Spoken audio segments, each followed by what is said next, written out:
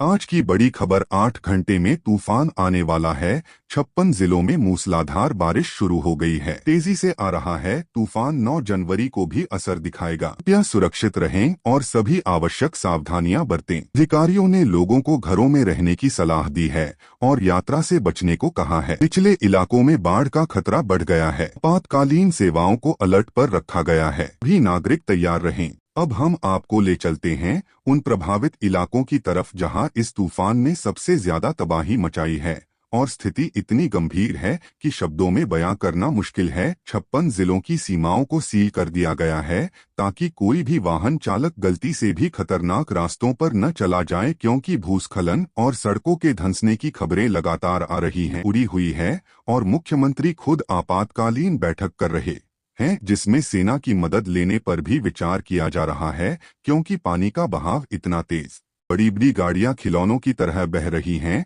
लोग अपने घरों की छतों पर शरण लेने को मजबूर हैं और मदद के लिए गुहार लगा रहे हैं। टेलीफोन लाइनें ठप हो चुकी हैं और मोबाइल नेटवर्क भी काम नहीं कर रहे हैं, जिससे अपनों से संपर्क करना नामुमकिन हो गया है। राहत और बचाव कार्य में लगे हेलीकॉप्टरों को भी तेज हवाओं के कारण उड़ान भरने में दिक्कत आ रही है। मौसम विभाग की माने तो अगले 8 घंटों के बाद भी स्थिति सुधरने के संकेत बहुत कम है, क्योंकि एक नया दबाव क्षेत्र बन रहा है जो बारिश की तीव्रता को और बढ़ा सकता है।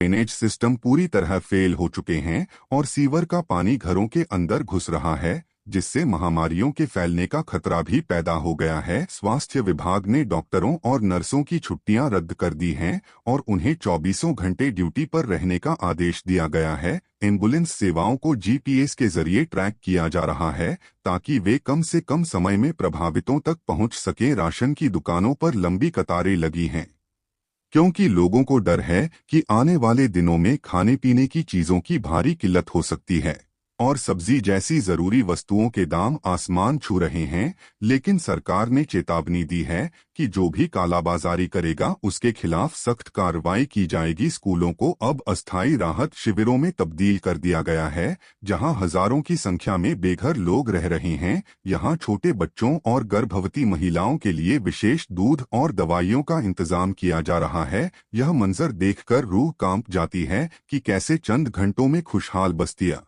मलबे के ढेर में बदल गई हैं। लेकिन इन सब के बीच मानवता की मिसाल भी देखने को मिल रही है। जहां और डराने वाली खबर के साथ हम हाजिर हैं। मौसम विभाग ने अगले 8 घंटों के लिए रेड अलर्ट जारी कर दिया है, क्योंकि एक भयानक तूफान बहुत तेजी से हमारी ओर बढ़ रहा है और इसकी रफ्तार इतनी ज्यादा है कि यह रास्ते में